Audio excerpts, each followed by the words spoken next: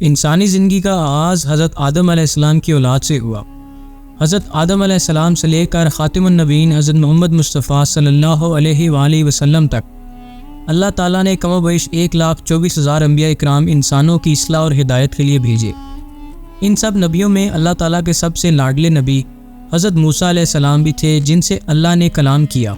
ان کے اور ان کی قوم کے لیے کھانا من و سلوہ کی صورت میں جنت سے اترتا تھا۔ اللہ کے اس برگزیدہ پیغمبر کا اللہ سے ہم کلام ہونے کا واقعہ کیا ہے، اور حضرت موسیٰ علیہ السلام نے کوہ طور پر اللہ سے کیا بات کی، ان سب باتوں کا خلاصہ آج اس ویڈیو میں قرآن پاک کی آیت کی روشنی میں کریں گے۔ لہٰذا آپ سے گزارش ہے کہ اس ویڈیو کو اینڈ تک لازمی دیکھیں، اور نئے آنے والے دوستوں سے التماس ہے کہ ہمارے چینل کو سبسکرائب ضرور کر لیں۔ دنیا اسلام کے معزز ناظرین، میں ہوں سید احسن رضا، اور آپ تمام دیکھنے اور سننے والوں کو السلام علیکم۔ بسم اللہ الرحمن الرحیم۔ بنی نوح انسان کے لیے اعلیٰ ترین مقام اور فضیلت یہ ہے کہ اللہ رب العزت نے انسانوں سے کلام کیا اور پیغمبروں کو اس امر کے لیے چنا، جن کے ذریعے انسانیت پر حق کا پیغام واضح کیا گیا۔ اللہ نے جن لوگوں کو اس عظیم کام کے لیے مبعوث کیا، ان میں ایک جلیل القدر ہستی حضرت موسیٰ علیہ السلام بھی ہیں، جنہیں قوم بنی اسرائیل کی ہدایت کے لیے بھیجا گیا تھا۔ جب حضرت موسیٰ علیہ السلام کو اللہ نے ایک پیغمبر کے طور پر چنا اور ان پر حق واضح کیا، تو وہ ایک غیر معمولی واقعہ تھا۔ یہ وہ واقعہ تھا جب آپ نے کوہ طور پر تجلی دیکھی۔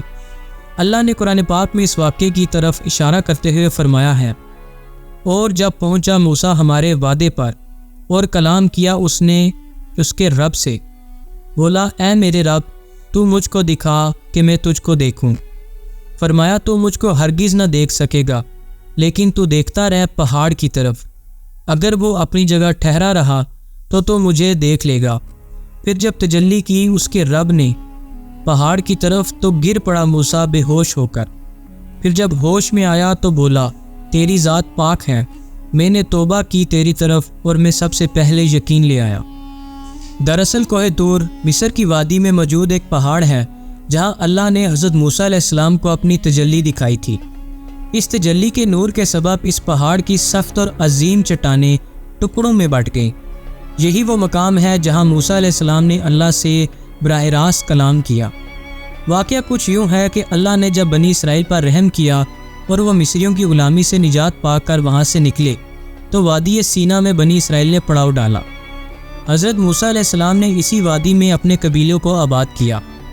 آپ روزانہ کوہ طور کی چوٹی پر تشریف لے جاتے اور اللہ رب العزت کی عبادت اور ریاضت میں مشغول رہتے، یہاں تک کہ آپ کو یہ خواہش ہوئی کہ خالق کائنات کا دیدار کریں۔ لہٰذا موسیٰ علیہ السلام نے اللہ سے یہ فریاد کی کہ وہ اپنے خالق کو دیکھنا چاہتے ہیں۔